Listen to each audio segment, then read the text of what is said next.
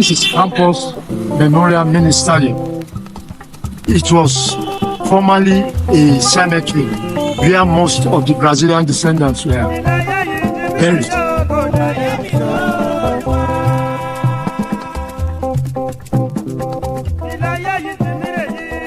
Historically, Lagos is said to be home to the Awori subgroup of the Yoruba of West Africa Islands in the 15th century. The Awori people occupied the present-day local government areas of Lagos Island, Eti-Osa, Amuwo-Odofin, and Apapa. However, prior to the 15th century, the Awori people established farm settlements along the coastal line where they also lived and worked. Such settlements are called Ereko in Yoruba language. That in turn was where Lagos got its indigenous name, Eko.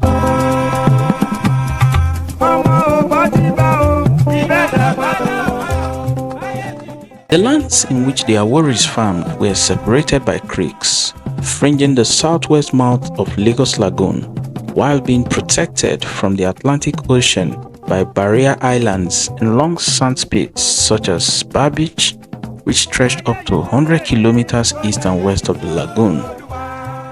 But due to rapid urbanization, the city expanded to the west of the lagoon to include areas on the present-day Lagos mainland, Ajeromi-Ifelodun and Surulere. This led to the classification of Lagos into two main areas, the island, which was the original city of Lagos, and the mainland, as we all know it today. It is important to note that less than 1 million people lived in Lagos in 1960. Everyone knew everyone. In fact, you couldn't possibly commit crime and go unnoticed. Lagos was not as congested as it is now. Everybody knew everybody. There was no way you go play pranks around.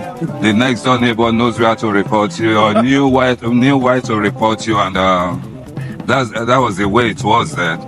But it's changed drastically as of now. But by 1990, the population quadrupled, reaching up to 4 million. By 2015, the population of people in Lagos was around 15 million. So what changed?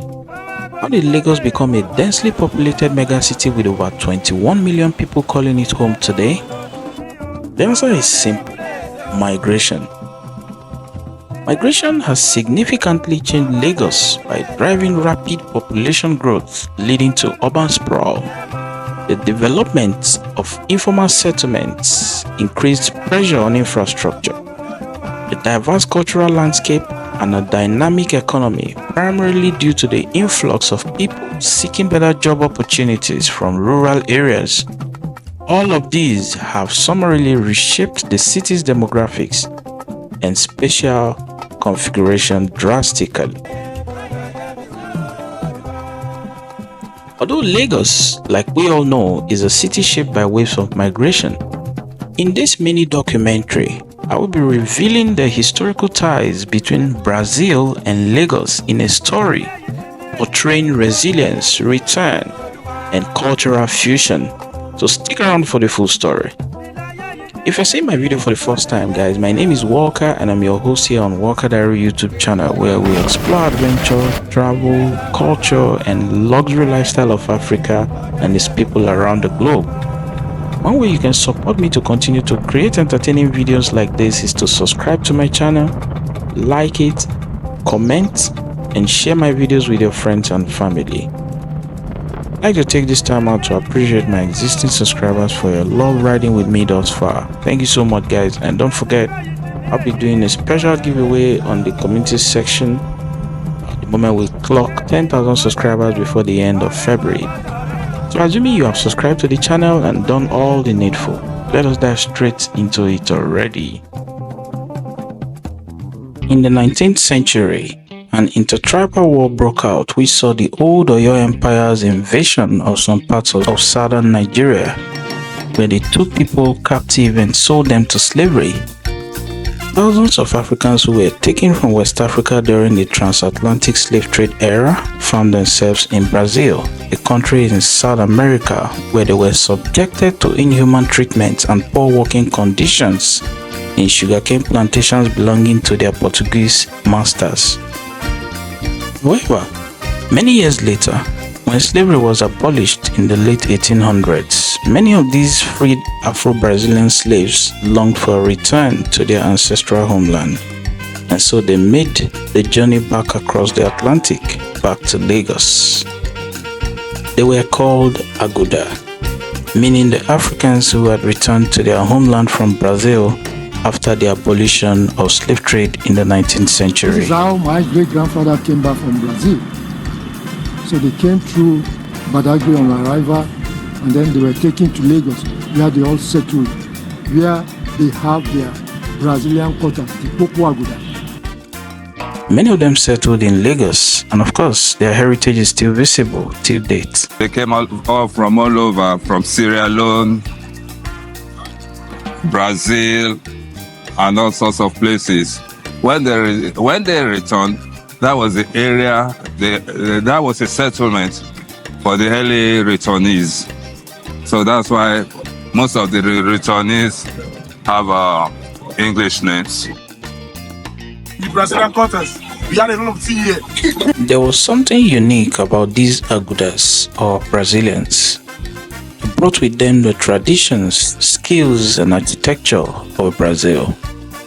Settling in areas like Lagos Island and Popo Aguda, they built homes that mirrored the elegance of Portuguese colonial styles. Today, these buildings still stand a testament to their legacy.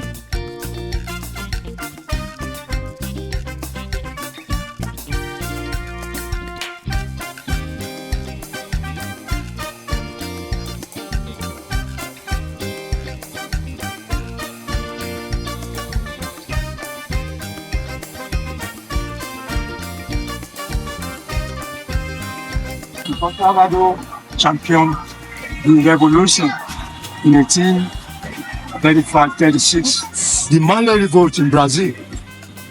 So after they were gathered and brought back home, the Salvador family settled here. So all the Muslim Brazilians that came, majority of them were here in his compound. So he decided to build this mosque in 1848. The Aguda, or Lagos Brazilian community, played a major role in shaping Lagos. They introduced new construction techniques, adding colorful facades and intricate balconies to the city's landscape. Their influence extended beyond architecture. Brazilian culture seeped into Lagosian cuisine, religious practices, and even music. Almost 35% of the Brazilians attend this church, including myself. I got baptized there, got confirmed, sacrament and matrimonial, everything was done here. This is Holy Cross Cathedral. The church was built in 1864. The church was co-constructed by the Brazilian returnees, the Yoruba community, and some missionaries. The register in the church serves for record purposes. If anyone who is a son or daughter of the returnees to get the background of his foreparents. Taking a stroll down in history, there were indications that the first millionaire in Nigeria, Candido da Rochas, was the son of a returnee, Joao Esson da Rocha. And very importantly, I must mention that the blackest community in the world after Nigeria is Salvador Bahia in Brazil.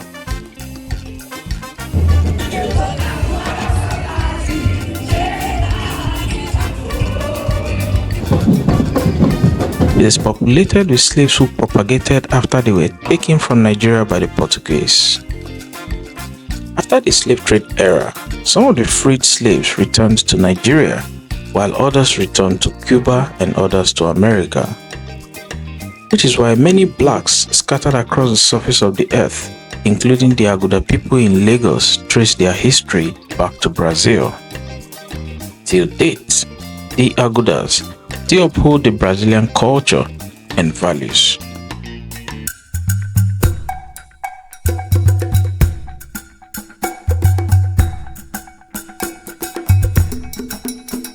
The Brazilian returnees integrated seamlessly into Lagos society, and as already established, they also preserved their distinct identity. Many were Catholics, contributing to the spread of Christianity, and there were also skilled artisans, bricklayers, carpenters, and masons who helped modernize Lagos. Today in Lagos, when you hear streets like Igboshere Road, Bangboche, Odulami Street, and others in Lagos Island community, they were all named after Brazilian returnees. Also, when you hear family names like Rhodes-Vivor, Da Silva, Da Costa, Miranda, Veracruz, Pedro, Salvador, Gonzalez, and Coca family, just know they are Brazilian returnees who settled in Lagos after the slave trade was abolished. And just for the records, the first lady of Lagos, Ibijoke Sanwo-Olu, along with the first female speaker of the Lagos State House of Assembly, Mojisola Miranda, and the Labour Party's gubernatorial candidate in the 2023 elections, Gbadebo Rhodes-Vivor, are all Aguda descendants. The Brazilian returnee story is just one chapter in Lagos's long history of migration. Over the centuries, people from different parts of Nigeria and Africa have flocked to the city of Lagos, transforming it into the megacity that it is today. Lagos has always been a melting point, from the Hausa and Igbo traders to Ghanaian fishermen and Togolese artisans. Every wave of migration has left its mark on Lagos. This constant influx has driven Lagos's rapid growth, making it one of the most dynamic cities in Africa.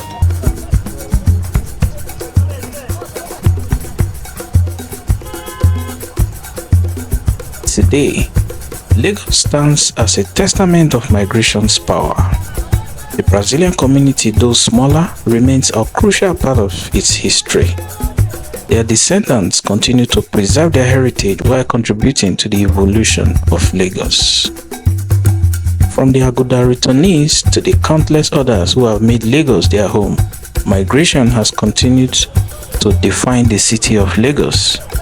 It is a story of resilience, adaptation, and the blending of cultures, a story that continues to unfold.